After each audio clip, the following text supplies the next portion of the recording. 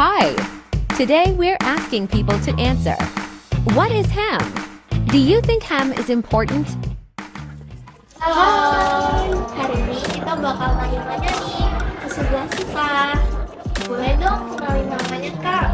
Halo semuanya, kenalin aku Syifa Maliat Putri dari jurusan Hubungan Internasional kelas saya.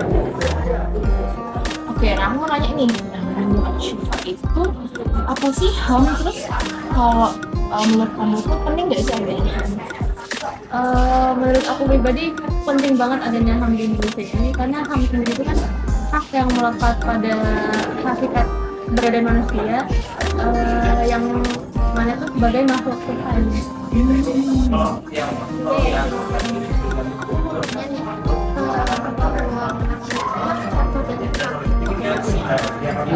Contohnya itu berupa adanya hukum atas perlindungan terhadap manusia, terus hak untuk mendapatkan pendidikan dan juga kesehatan. Nah, terus menurut kamu nih, ada nggak sih kayak inovasi atau menurut kamu yang kayak bisa ditambahin supaya kayak HAM itu lebih baik implementasinya? Mungkin bagi pemerintah sendiri tuh lebih membuka mata lah dengan kasus-kasus hal kecil maupun besar yang ada di Indonesia dengan kesetaraan di pandangan hukum. Oke, jadi mungkin itu ya untuk wawancara kita hari ini, dan aku mau jelasin aja sedikit tentang HAM itu sendiri. Jadi kalau untuk HAM itu merupakan suatu nilai yang benar-benar melekat nih dalam kehidupan kita sehari-hari gitu kan, yang dimana itu diakui secara universal, yang dimana itu kita tuh tidak membedakan secara ras atau agama, dan kita tuh memandang satu sama lain itu setara dan sama seperti itu. Dan juga menyadari bahwa setiap manusia itu tuh memiliki hak-hak yang sama dan mendasar gitu sama lain.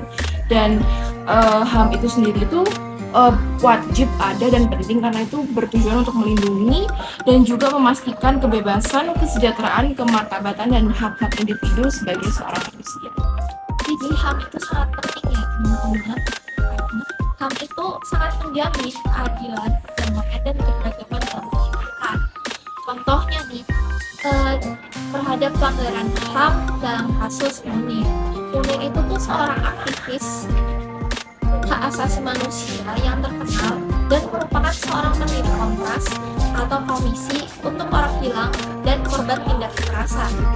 Ia tuh ditemukan karena diracun dalam penerbangan maskapai Garuda Indonesia pada tahun 2004. Tetapi dalam kematiannya itu memiliki beberapa hal yang gak wajar gitu.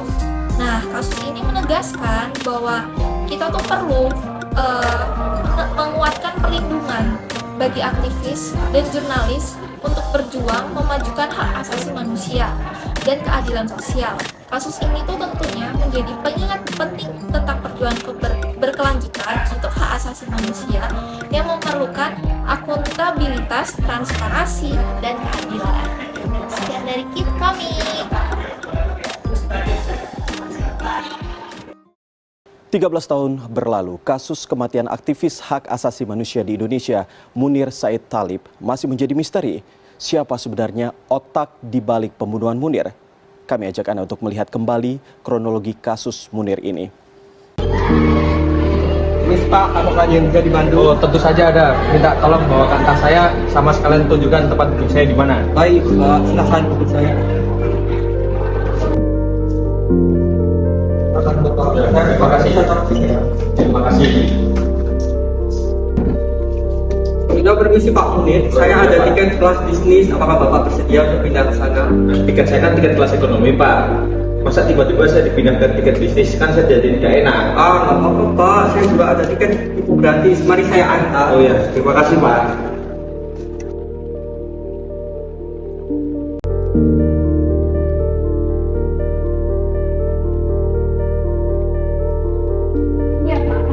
Oh ya, terima kasih.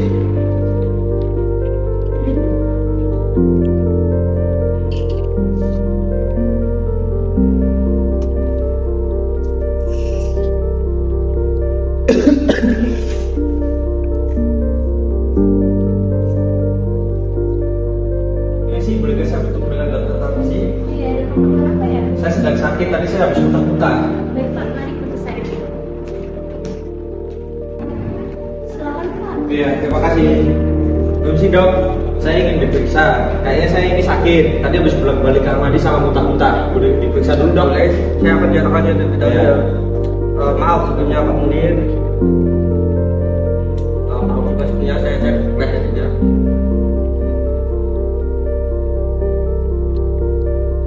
Bagaimana dok? Saya sudah ada obat sih ini. Bentar ya, saya nyatakan terlebih dahulu. Ini sebaiknya segera diminum obatnya supaya menghentikan supaya tidak BAB lagi. Iya, terima kasih dok. Ya,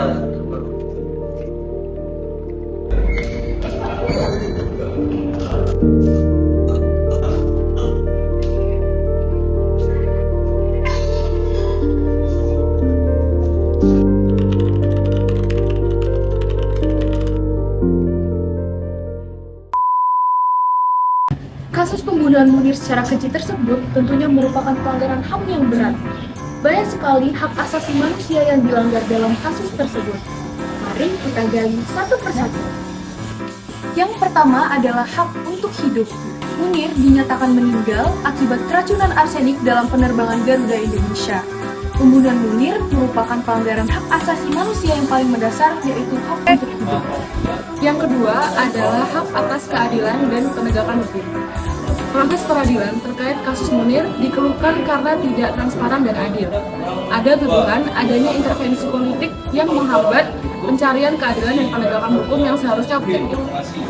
Yang ketiga adalah hak atas kebebasan berekspresi.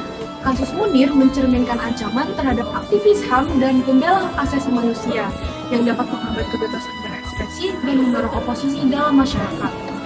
Yang keempat adalah kekerasan politik. Kasus Munir menyoroti kekerasan politik dan intimidasi terhadap aktivis HAM yang dapat membatasi partisipasi politik dan menghambat demokrasi.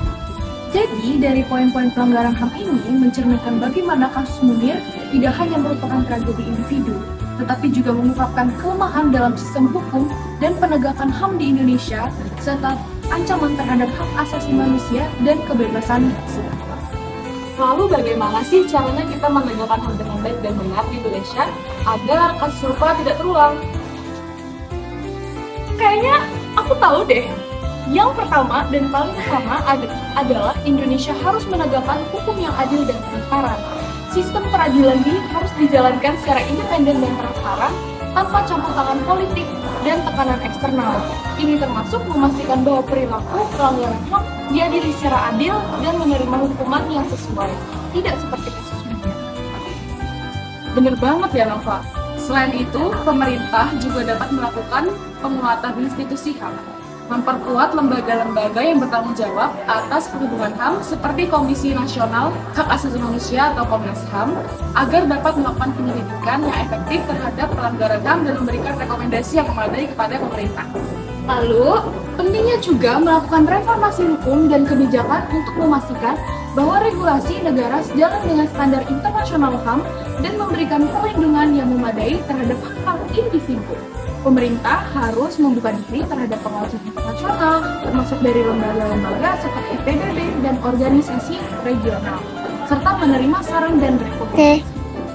Tapi regulasi HAM tentunya nggak akan berjalan tanpa adanya partisipasi dari masyarakat itu sendiri, ya nggak sih, No? Bener banget. Jadi pentingnya menanamkan pendidikan dan kesadaran HAM harus menjadi bagian integral dari kurikulum pendidikan di semua tingkatan. Kampanye publik juga diperlukan untuk meningkatkan kesadaran masyarakat tentang HAM dan pentingnya memperjuangkan hak tersebut.